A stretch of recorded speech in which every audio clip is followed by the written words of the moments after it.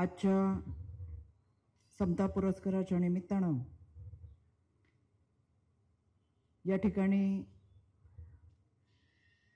उपस्थित असलेले आणि ज्यांच्या शुभ हस्ते आज हा समता पुरस्कार दिला जाणार आहे ते माजी केंद्रीय मंत्री आदरणीय उपेंद्रजी कुशवाहा, ज्यांना हा पुरस्कार दिला जाणार आहे ते पुरस्कारार्थी अर्थतज्ञ व सामाजिक विचारवंत आदरणीय डॉक्टर सुखदेवजी थोरात, अखिल भारतीय महात्मा फुले समता परिषद यांच्या वतीनं या कार्यक्रमाचं आयोजन किती अडचणी आल्या तरी अखंडपणे करत असताना खऱ्या अर्थानं आदरणीय भुजबळ साहेबांचा वसा आणि वारसा घेऊन चालणारे भुजबळ परिवार, यामध्ये आदरणीय पंकजी भुजबळ, समीरजी भुजबळ, शेफालीताई भुजबळ यांच्यासाठी मी विशेष टाळ्या वाजवून त्यांचं मनापासून अभिनंदन करेल.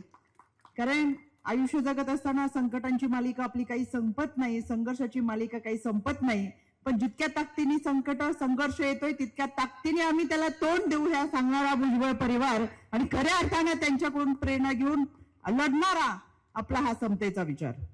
आदरणीय बाळासाहेबजी शिवरकर, आदरणीय मंजिरीताई धाडके, आदरणीय लक्ष्मणजी हाके, आदरणीय विशाखाताई भुजबळ, आदरणीय बापूसाहेब भुजबळ, आदरणीय प्रीतेशदादा भुजबळ गवळी, आदरणीय पोपटराव बोराटे, जयश्रीताई पालवे, देवकीताई शिंदे, व्यासपीठावरील सर्व सन्माननीय सदस्य, या ठिकाणी उपस्थित असलेला हा समतेचा बांधव, महिला भगिनी, त्याचबरोबर आज ऊर्जा केंद्र असलेल्या या समता भूमीमध्ये महाराष्ट्राच्या कानाकोपऱ्यामधून येणारा हा समतेचा बांधव. खरं तर आदरणीय भुजबळ साहेबांच्या मार्गदर्शनाखाली हा समता पुरस्कार 1993 पासून आपण देतोय. जालनामध्ये झालेल्या 2 लाख बांधवांच्या उपस्थितीमध्ये सुरू झालेल्या पुरस्कार समारंभाला आतापर्यंत फार मोठ्या व्यक्तिमत्वांना हे पुरस्कार दिले गेले. खऱ्या अर्थानं समाजाची चळवळ उभी करत असताना समाजामध्ये एक संदेश देण्यासाठी आणि जी व्यक्तिमत्व समाजामध्ये सामाजिक बांधिलकी जोपासत काम करतात त्यांचा सन्मान व्हावा यासाठीचा हा पुरस्कार सोहळा.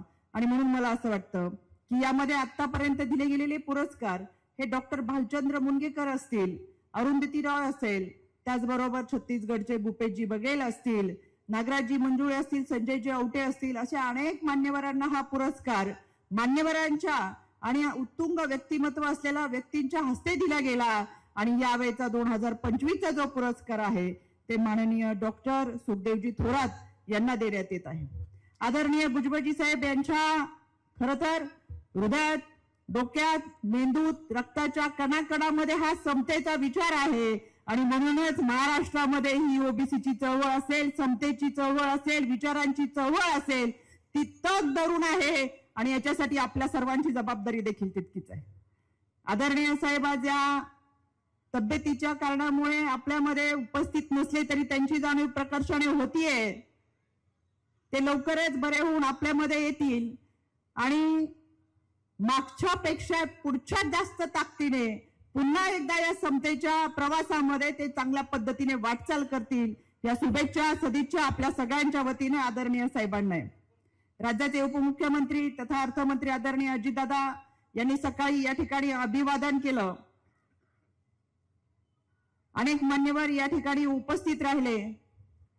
मला या निमित्तानं इतकंच सांगायचंय, खऱ्या अर्थानं वंचित समूहाला डोळ्यासमोर ठेवून महात्मा ज्योतिबा फुले यांनी समाजामध्ये जे काही कार्य केलं तर केवळ विचार मांडला नाही तर प्रत्येक विचार कृतीतून करून दाखवला.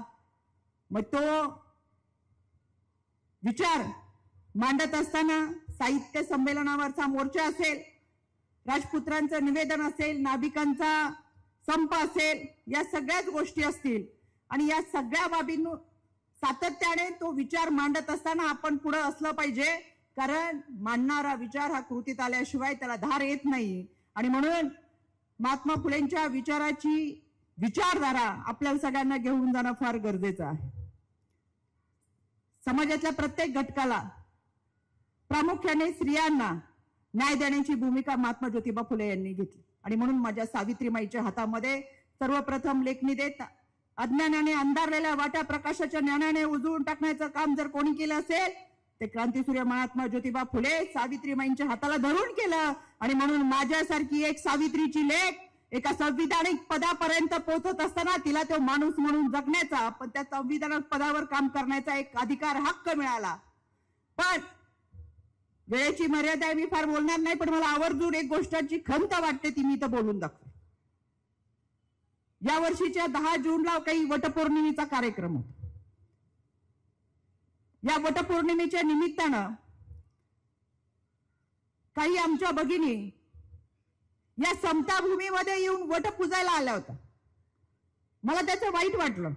सावित्रीबाईंनी वटपौर्णिमेचा विचार कधी मांडला नव्हता. खऱ्या अर्थानं वर्षानुवर्ष आमच्या महिला भगिनींच्या पायामध्ये अंधश्रद्धेच्या गुलामाच्या बेड्या खऱ्या अर्थानं घालून त्यांनी कोणताच समतेचा विचार करू नये ही भूमिका वर्षानुवर्ष ज्यांनी घेतली ती आजही चालू आहे, याची मनाला खंत आहे. सावित्रीबाईंनी स्वतःच्या अंगखांद्यावर शेणामातीचे गोळे यासाठी झेलले होते की पुढे जाऊन माझ्या जिजाऊ सावित्रीच्या लेकी भारतरत्न डॉक्टर बाबासाहेब आंबेडकरांचं संविधान वाचतील, घटना वाचतील, माणूस म्हणून जगतील, स्वतःचे हक्क आणि अधिकार मागतील. त्यांनी यासाठी नव्हतं आपल्याला शिकवलं.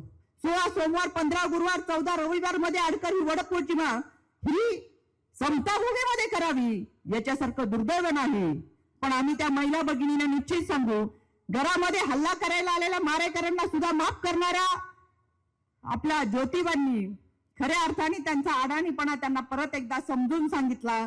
आणि म्हणून मला असं वाटतं या भूमीमध्ये वटपौर्णिमा साजरी करायला आलेल्या महिला भगिनींना सुद्धा आम्हाला समजून सांगावं लागेल, आम्ही कमी पडलोय. आणि म्हणून अजूनही 150 पावणे 200 वर्षापूर्वीचा विचार या समाजामध्ये रेंगाळतोय.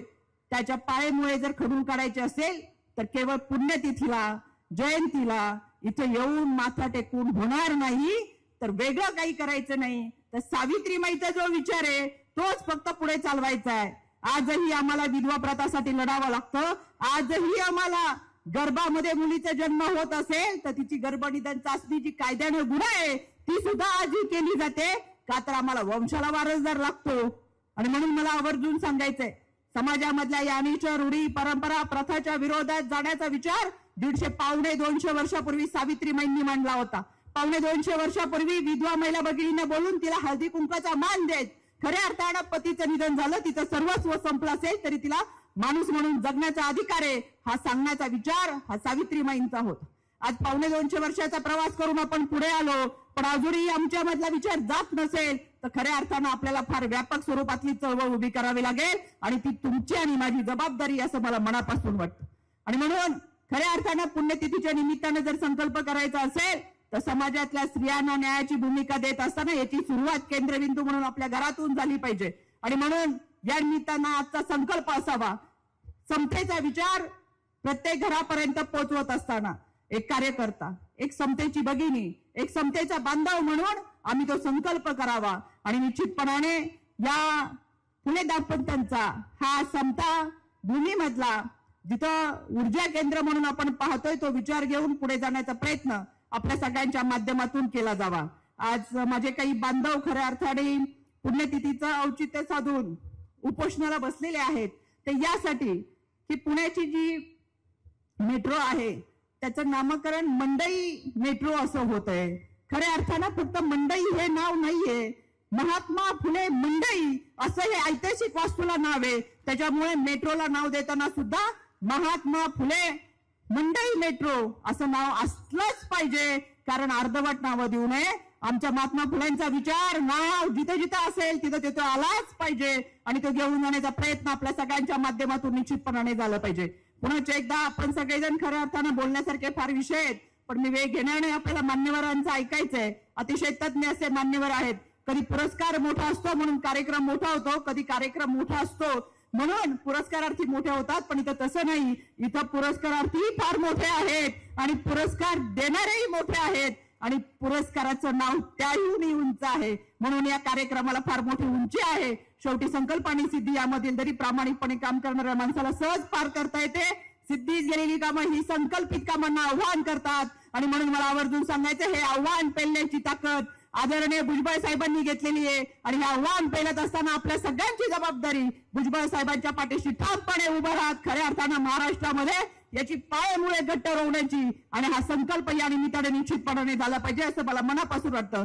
पुन्हा एकदा आपल्या सगळ्यांचे मनापासून आभार व्यक्त करते आणि हा विचार पुढे घेऊन जाण्याचा संकल्प आपल्या सगळ्यांच्या माध्यमातून महाराष्ट्रामध्ये मांडत असताना त्याला एक दार येईल हा विश्वास या निमित्ताने व्यक्त करते. थांबते. धन्यवाद. जय हिंद, जय महाराष्ट्र, जय ज्योती, जय क्रांती.